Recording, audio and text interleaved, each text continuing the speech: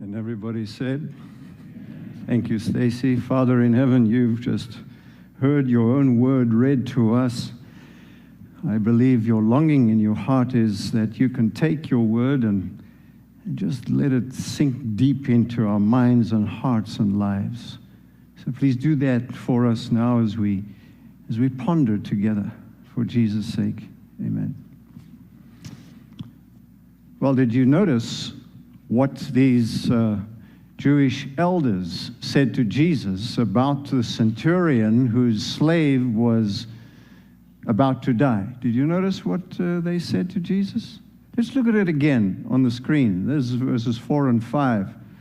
If anyone deserves your help, they're talking to Jesus, he does, for he loves our nation, the Jewish people, and even built a synagogue for us. Jesus, he deserves your help. He deserves your help. Now, is there anything wrong with that statement? It's true. It also is reasonable. It makes sense. Our society operates on that basis. Our society says you ought to get what you deserve. You work for it. It's your entitlement. We say such nice things to people who are nice to us. And we would do anything to care for the needs of someone who we like. You do me a favor, then I do you a favor. Jesus, this man deserves your help. Did you notice what the centurion said, however? So look on the screen there, and you'll see verse 6 and 7 again. The officer sent some friends to say, Lord, don't trouble yourself by coming to my house, for, what does he say? I am not worthy of such an honor. I am not even worthy to come to meet you. You see, what the Jewish elders go to a great lengths to make known to Jesus how deserving the centurion is. But the centurion takes the opposite stand.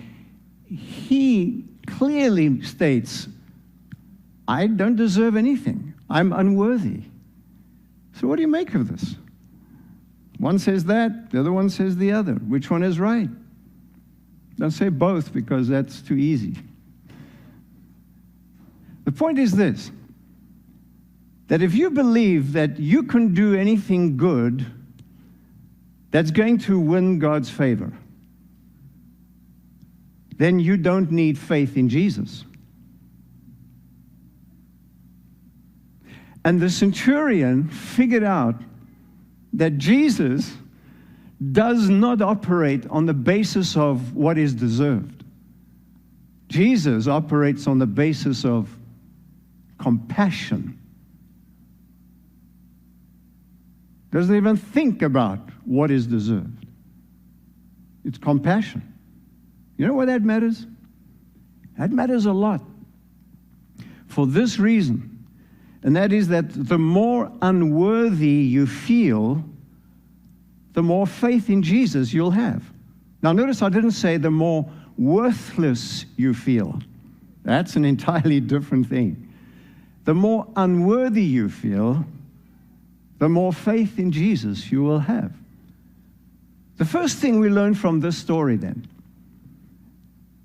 is this remarkable fact that life is so much simpler if we believe that we deserve no good thing from God and then put our trust in God. You get that? We could stop the sermon right here and have enough to chew on for a week or so. You know, as I look at my life, I'm totally convinced that I can trace every scrap of sorrow in my life to lacking faith and trust in God. Everything. It's just right there. Have you noticed that it's so much easier to be miserable than to trust God? It really is. So much easier. And frequently, we hear people saying, and I have said it, and maybe you have said it, I don't have any faith. I don't have enough faith. That's a flawed statement, you know. Because everyone has faith. Just because I don't place my trust in Jesus doesn't mean I don't have faith. It simply means I have my trust in something else than Jesus. And that's a key statement. Everyone has faith. You have faith that what you're sitting on right now will not collapse under you. These pews better not let you down today. We all have faith. Everyone has faith. So it's not the strength of your faith that matters. It's the direction of your faith that matters. Think about that. So that trust in God grows when you constantly say, all I need is Jesus. All I have is Jesus. All I want is Jesus. That grows faith. That redirects your faith to Jesus. So how much faith do you think this centurion needed to get his servant healed by Jesus? How much faith did the centurion, need to get his servant healed by Jesus? The answer is just enough to look to Jesus. Just enough to look to Jesus. Now, this means that faith does not make us see Jesus. Seeing Jesus gives us faith in Jesus. That makes a world of difference. So notice the text here again. This is, again, Luke 7, verse 3, which says, when the officer heard, key word, he heard about Jesus, he sent some respected Jewish elders to ask him to come and heal his slave. How amazing that this Roman officer has faith in Jesus purely because of what he heard about Jesus. Just what he heard about Jesus. He heard that Jesus had just healed not just a few people in a massive crowd, but that Jesus actually healed everyone in that crowd. You find that in the previous chapter. And the crowd was made up of people from Tyre and Sidon and Idumea and Jerusalem, a mixed group. Lots of Gentiles, lots of different races, ethnic groups, lots of political viewpoints, lots of economic standing range. And yet he heard that Jesus healed them all. That was so unusual for him because he was used to people treating each other according to their opinion of each other, which meant a lot of excluding went on, but not by Jesus. That got his attention. He also heard about the teachings, astonishing teachings of Jesus. He heard how that when Jesus was teaching, he was calling his followers to a standard that required the miracle of a divine new heart. Otherwise, that standard could not be reached. He knew what the Jewish elders and priests and Levites and the rabbis taught the people. It was a high standard. He was impressed with it. But what he heard about Jesus and his teaching was incredibly higher than anything he'd heard before. It made him wonder. So he decides in his mind, as a centurion, a Gentile, a Roman leader, he decides Jesus is not like other human beings. He's one of a kind. He's more than human. Otherwise, he couldn't teach the way he taught. He couldn't heal everyone like he did. Jesus stands out. You know how we know this? Is because we just read it a while ago. He sends his friends to Jesus, and he tells them to address Jesus as Lord. Now, that's not Sir equivalent. When that word is used and connected with Jesus, it is the same word used in the Old Testament as Lord, except there you have the 4 capitals. It's a divine name. And he has Jesus being addressed that way. He recognizes divinity in Jesus. So what made him put his faith in Jesus in such a remarkable way? Well, he didn't see Jesus physically, and yet he saw the exalted Christ. He saw it in his mind from what he heard about Jesus. This exalted person, so big in his mind. He was in awe of Jesus, of who he is and what Jesus did. Jesus was big in his mind. And so he shut out all other voices, be they Roman voices, be they Jewish leaders' voices, be it his own voice. He shut out all those voices and kept his gaze on Jesus. No wonder he trusted Jesus. No wonder. So what prevented then these Jewish elders who had the scriptures, who had the prophets, who had the promises, who had the covenant, who had the descendancy from Abraham? What prevented them from having faith in Jesus? It's because their faith was put somewhere else. Their religion was based on getting what you deserve. And faith in Jesus, however, gets you what you don't deserve and cannot deserve, and so Jesus deserved it for you. What a huge difference. Take that to heart today. They had faith, but they had their faith in a different direction. Their faith was fixed in their ability to impress God by how hard they worked to obey all God's commandments, believing that that was adequate in order for them to have favor with God. They didn't need faith in Jesus because they had faith in their religion. Not the centurion. Not at all. You see, the second thing that we learn from this passage is that trust in Jesus comes when what you hear about Jesus amazes you. Who he is, what he did. It amazes you, stuns you, enthralls you, captivates you. That produces faith in Jesus, just like it did for the centurion. So look at verse 6 then. Talk about this amazing part.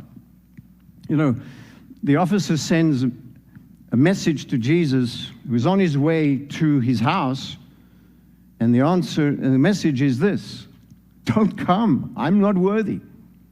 Just say the word from where you are, and my servant will be healed. And when Jesus heard this, he was what? Some Bibles say he marveled. That's too faint a word. It's too weak. He was amazed. And turning to the crowd, who mainly was made up of Jewish people, God's covenant people, the crowd that was following him, he said, I tell you, I haven't seen faith like this in all of Israel. So what amazed Jesus? What amazed Jesus? What amazed Jesus was the faith demonstrated by someone outside the covenant people of God. Someone who didn't have the advantages of the scriptures being given to them, explained to them. This man's totally on the outside. Jesus is amazed. And Jesus is amazed by the lack of faith in him by those who are inside the covenant people of God. That's what amazed Jesus. And so the saddest part of this story is not recorded here in Luke 7. It's actually recorded in Matthew 8, which we'll look at here on the screen. It says, I tell you this, words of Jesus, that many Gentiles will come from all over the world Those Gentiles are unbelievers. They're not part of the family. They haven't been baptized. They don't have their names in the church books. But many Gentiles will come from all over the world, from east and west, and sit down with Abraham, Isaac, and Jacob at the feast of the kingdom of heaven. And many Israelites, those to whom the kingdom was prepared, will be thrown into outer darkness, where there will be weeping and gnashing of teeth. Why? Why? Because they believed truth, but did not believe and trust in Jesus. They believed truth. They believed the scriptures. And yet they did not trust Jesus. And so the other thing, the third thing we learn from this story is that Jesus is warning us that we can believe truth, trust in truth as a good thing instead of trusting Jesus. There is a giant leap from truth to trusting Jesus, who is the truth. Truth in the form of a list of teachings, beliefs, good moral things, versus Jesus, who is all that but personified. The Jews didn't get that. I believe many Christians don't get that. And Jesus is warning us through this story. There is a danger of trusting in truth without trusting Jesus.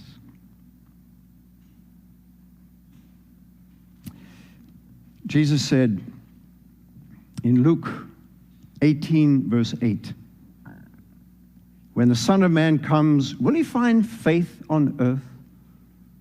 That's a powerful statement. So what faith is Jesus talking about here? Everyone, when Jesus comes, will have faith in someone or in something, but will our faith be in Jesus? There will be great competition to get us to place our faith in someone or something else that may even look a lot like Jesus. Someone even impersonating Jesus, performing miracles. Revelation tells us that.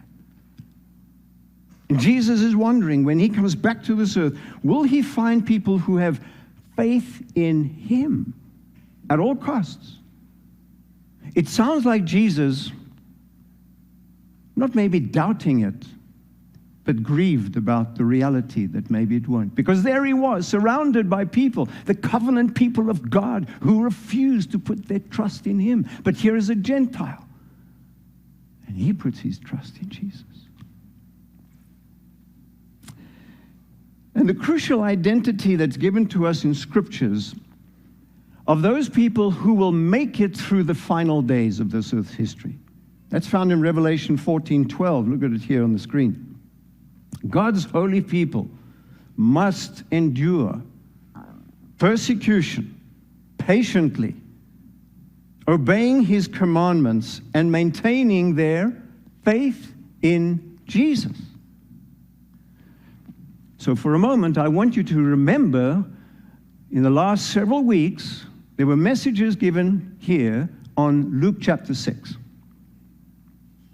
And Luke 6, while Jesus there is talking about obeying his commands, the Sermon on the Mount, so many tremendous things, such a high standard that he presented before the people.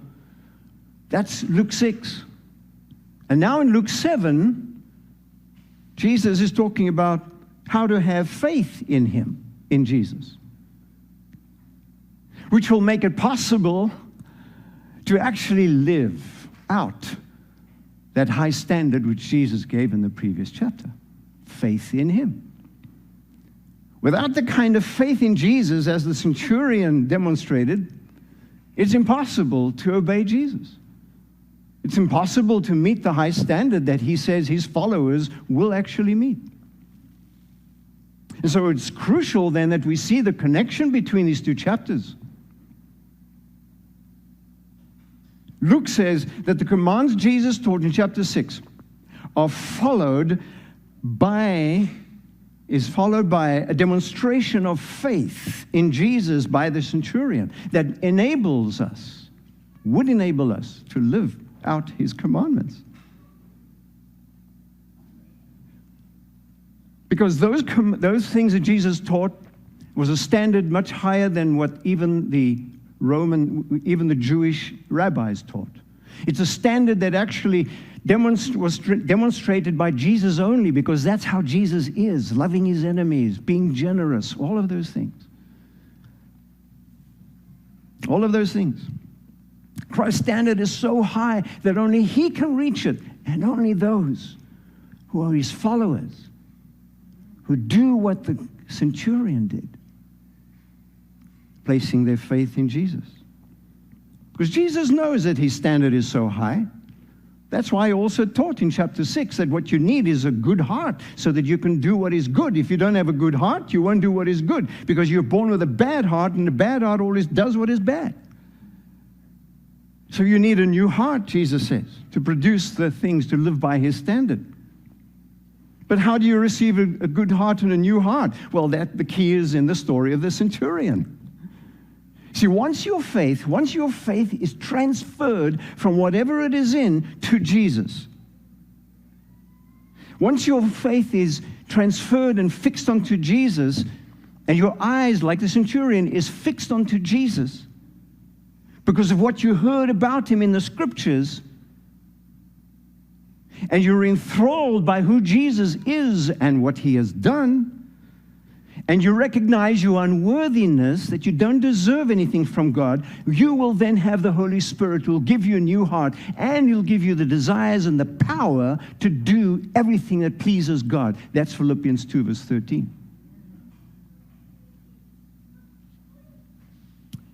And that's when it will be entirely possible. In fact, it will be a reality to live out that perfect standard of Jesus Christ by the power of the Spirit.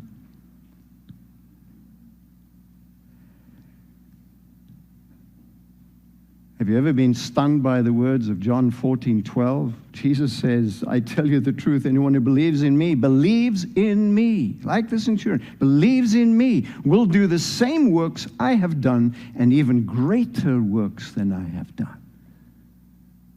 The implication is, these are people whose eyes are fixed on Jesus. They don't listen to the voices around them very much. They are fixed on Jesus. They learn about him, and what they learned about him puts them in awe of him, of who he is and what he has done. They are humble in their hearts. They are undeserving. They are unworthy, and the Holy Spirit's taken hold of them. And these people now, by the power of the Holy Spirit, do the works that Jesus did, and even greater works than Jesus did. I'm looking at people who can do things in the community in which we live that will remind people of Jesus. And they will say, that's not human. Human beings don't act like that. But the Holy Spirit can do that through human beings who have their eyes fixed on Jesus.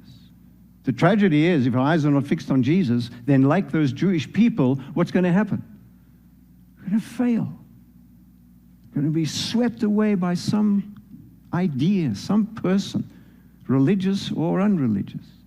Won't be able to stand, because only this firm trust in Jesus, with the eyes fixed on Jesus, being in awe of who he is and what he is, being humble enough to admit that we don't deserve any good thing from God, and we therefore place our trust in him, only those people will not be swept away.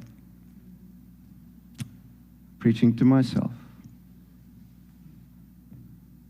We don't work at having faith, we work at looking to Jesus. There's so many distractions today that we have to, in fact, work at looking to Jesus. It's not an easy thing. It's not an easy thing at all. So the other thing we learn from this passage is that your faith in Jesus is the only way that you will obey Jesus. The only way. The only way. In my imagination, I sit across from a man who is on death row. A man who was born Jewish, He's a tent maker and called an apostle. He's about to lose his life by execution. And I'm really interested to know how this man, where does he gather strength from in order to face an execution, which he knows is imminent? So I ask him, I say, Brother Paul, do you have family? No, I'm alone. I don't have family. Well, do you have friends? Well, I had many. I have a few left. The others abandoned me. What do you possess? Well, I have my writings, and I have a pen, and I have my cloak. That's it. Do you have any awards? No, not in this earth. How's your health? Oh, my body is broken from being beaten, and it's just used up. Well then, Paul, where do you get strength from to face what you're facing? And I sit back and I listen for the answer. And I see Paul closing his fist and just holding it out towards me. And he's looking at his fist, and I'm looking at his fist, and I'm waiting, wondering, what's inside there? What's he hiding? What's he holding? And then he releases his fingers and he opens his hand, and I look into his empty palm of his hand. And Paul says, I have nothing, but I have Jesus. I have everything. I have Jesus.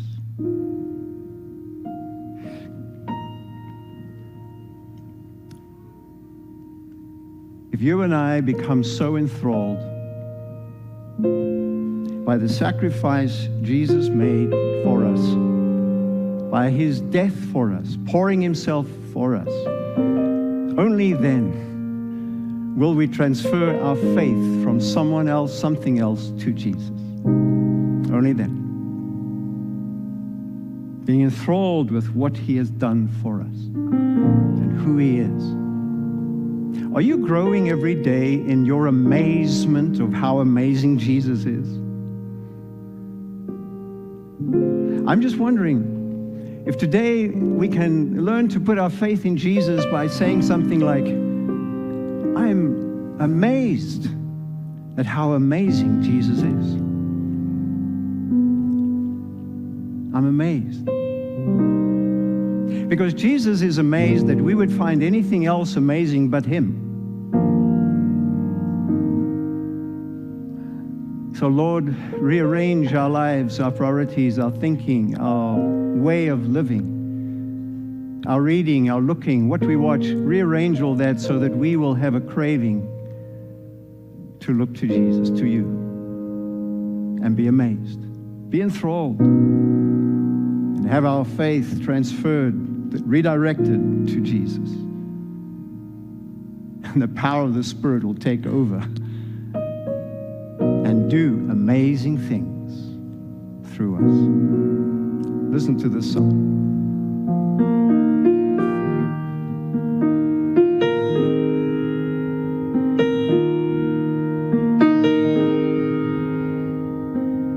Come every soul by sin oppressed, there's mercy with the Lord,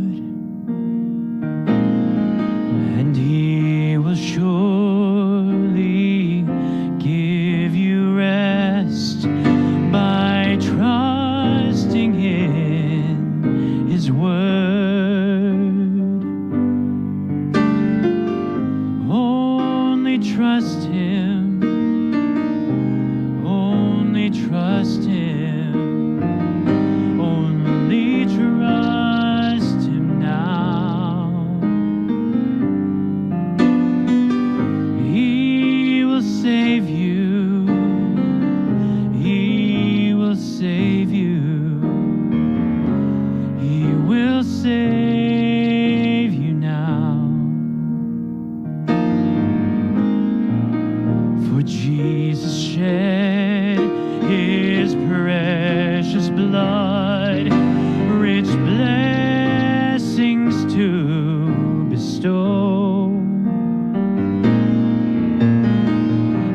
plunge now into the crimson flood that washes white as snow. Only trust Him, only trust Him, only trust Him now. He will save you, He will save you, He will save you now. Yes, Jesus is the truth, the way that leads you into rest. Believe in Him without delay, and you are fully blessed. Only trust Him, only trust Him, only trust Him now. He will save you, He will save you, He will save you now. Come then and join this holy band, and on to glory go, to dwell in that celestial land where joys immortal flow. Only trust Him, only trust Him, only trust Him now. He will save you, He will save you, He will save you now. He will save you, He will save you, He will save you now.